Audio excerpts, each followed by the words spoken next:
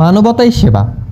অসহায় দুস্থ মানুষের সাহায্যে মানুষের জন্য প্রতিপাদ্যকে সামনে রেখে যাত্রা শুরু করেছে অসহায় ফাউন্ডেশন।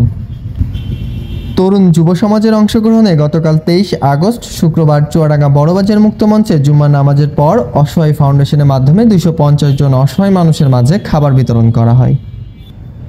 অসহায় ফাউন্ডেশনের সভাপতি খালিদ হাসানের সভাপতিত্বে দোয়া পরিচালনা করেন চুয়াডাঙ্গা থানা মসজিদের ইমাম মাওলানা ইয়াকুব আলী। মোনাজাত শেষে অসহায় মানুষের মাঝে খাবার বিতরণ করা হয়।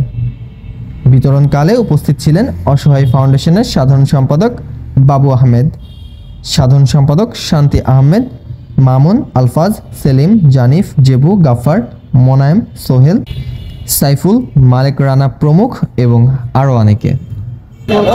যারা অসহায় গরিব শহরে নিপীড়িত, যারা রাত্রে না খেয়ে স্টেশনে ঘুমায় থাকে, বাস স্টেশন বিভিন্ন জায়গায় আমরা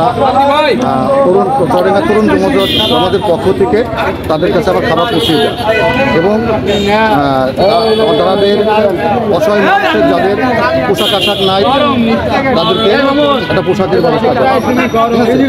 আর যারা হাসপাতালে চিকিৎসা করতে পারছে না তাদেরকে আমরা চিকিৎসার ব্যবস্থা করা। চেষ্টা করতেছি প্রতি শুক্রবার জুম্মার নামাজের পরে প্রতি থানা পর্যায়ে এটা করবো এবং প্রতিদিন সন্ধ্যায় রান্না করে রাত 10টার পর আমরা বিভিন্ন জায়গায় খাবার স্টেশন, টার্মিনাল বিভিন্ন জায়গায় আমরা খাবারটা পৌঁছে দেবো।